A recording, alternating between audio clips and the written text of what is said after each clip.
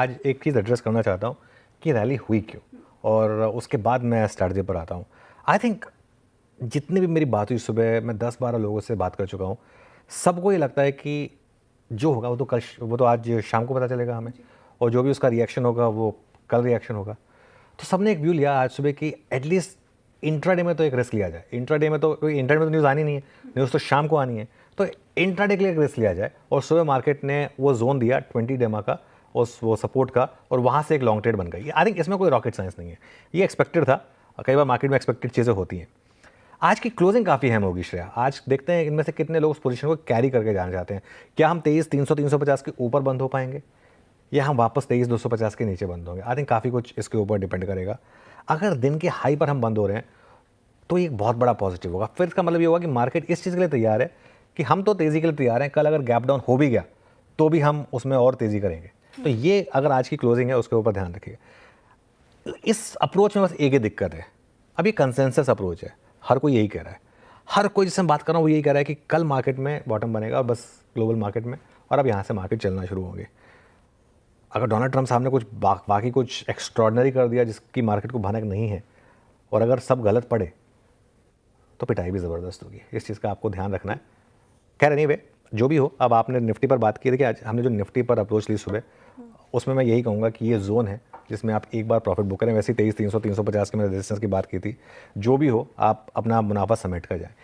अगर तो आपने ले लिया 23,160, 170, 180 पर, और उस पोजीशन को अगर आप कैरी करना चाहते हैं, तो फिर एक कल का पुट लेकर जरूर हेज करें उसको। कल का पुट बहुत ज़्यादा महंगा आपको मिलेगा नहीं, और उससे होगा क्या कि अगर कल को बहुत बड़ा गैप डाउन हो गया तो एटलीस्ट आप बच जाएंगे। एक चीज़ समझ लीजिए, गैप डाउन या गैप अप 25-30 पॉइंट का नहीं होने वाला है, कल 150-200 पॉइंट का होने वाला है। तो उस हिसाब से अगर आप अपने आप को प्रोटेक्ट करना चाहते हैं तो एक अपने आप को हेज ले लें। और जो बड़ा ट्रेंड है ना मार्केट का, वो मुझे लग रहा है कल गैप अप या गैप डाउन जो भी होगा उसके बाद पता चलेगा, जिस भी तरफ में मार्केट का ट्रेंड होना होगा। बैंक निफ्टी की जहाँ तक बात है, बैंक निफ्टी में आज थोड़ी मजबूती है, और हमारी बात भी होती है कि अगर मार्केट की रिकवरी को कोई लीड करेगा तो बैंक निफ्टी करेगा। और बैंक निफ्टी में आज आईसीआईसीआई बैंक और एचडीएफसी बैंक दोनों ने हेल्प की कल के उस मिनी स्केयर के बाद। यहाँ भी मैं यही कहूँगा, लेकिन पोजीशन समेट कर जाएं। यहाँ एक और प्रॉब्लम है, यहाँ पर वीकली ऑप्शन तो होते नहीं है, अब मंथली होते हैं। मंथली पोर्ट्स बहुत महंगे होंगे, उसका लेने का कोई मतलब नहीं है, इसमें आप हेज नहीं कर पाएंगे बेसिकली।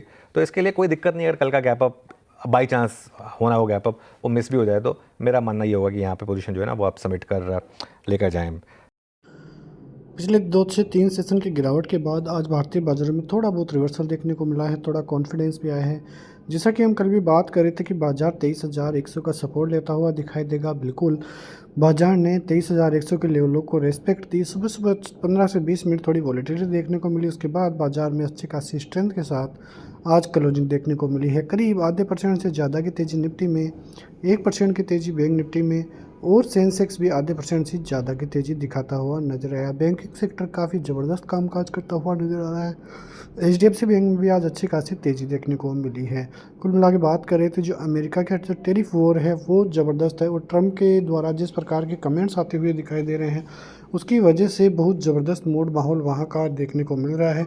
और यदि ऐसा ही चलता रहा तो फिर कल भारतीय बाज़ारों में भी उसका असर देखने को मिल सकता है। आज ग्लोबली बाज़ार कैसे रिएक्ट करते हुए दिखाई देंगे, वहाँ की ज़बरदस्त जो है नज़र वहाँ पे रहने वाली है, क्योंकि जो ट्रंप की धमकियां हैं उसकी वजह से कई जो देश है उन पे असर भी पड़ता हुआ दिखाई दे रहा है।